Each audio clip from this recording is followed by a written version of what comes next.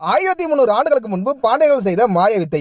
இயந்திரங்களே இல்லாத அந்த காலகட்டத்தில் பாறையை குடைந்து குடையப்பட்ட அற்புதமான சிவன் கோயில். இந்த குடவரை கோயில் எங்க இருக்கு அப்படின்னு பாத்தீங்கன்னா, மதுரையில இருந்து ஒரு 13 கிலோமீட்டர் தொலைவில் இருக்க அரிட்டாப்பட்டி அப்படின்ற ஒரு ஊர்ல தாங்க இருக்கு. அரிட்டாப்பட்டி அப்படின்ற ஊர்ல கண்மாயை ஒட்டி பெரிய மலைசரிவு இருக்கு. அந்த மலைசரிவுல மேற்கு புறமா தான் இந்த குடவரையை குடைஞ்சிருக்காங்க பாண்டியர்கள். இந்த குடவரை கோயிலோட சிறப்பு என்னன்னு கேட்டீங்கன்னா, கருவறையில இருக்க சிவலிங்கம் பாத்தீங்கன்னா வந்து தாய்ப்பாறையில செதுக்கப்பட்ட சிவலிங்கம் அப்படின்னு சொல்லுவாங்க. அதாவது இங்க இருக்க பாறையை கொஞ்சம் கொஞ்சமா குடைஞ்சி சிவலிங்கத்தை ஏற்படுத்தியிருக்காங்க பாண்டியர்கள். இந்த கோயிலோட அமைப்பு பார்த்தீங்கன்னா, கருவறைக்கு முன்பு பார்த்தீங்கன்னா ஒரு முகமண்டபம் இருக்கும். முகமண்டபத்தில் 2 புறத்திலையும் பார்த்தீங்கன்னா வந்து துவாரபாலகர் இருப்பாங்க. அடுத்ததா இந்த குடவரை கோயிலோட அமைப்பில் 2 புறத்திலையும் பார்த்தீங்கன்னா வந்து கோட்டங்கள் இருக்கும். ஒரு கோட்டத்தில் பார்த்தீங்கன்னா வந்து விநாயகர் புடைப்பு சிற்பமா அவ்வளவு அற்புதமாக காட்சியளிப்பாரு. பார்க்கவே அவ்வளவு அழகா இருப்பாரு. மறுபுறத்தில் பார்த்தீங்கன்னா வந்து லக்லீஸ்வரர் புடைப்பு சிற்பமா இருப்பாரு. லக்லீஸ்வரர் இங்க காணப்படும் லக்லீஸ்வரர் கொஞ்சம் வித்தியாசமாகவும் தனித்துவம் வாய்ந்தவர் அப்படின்னு சொல்றாங்க.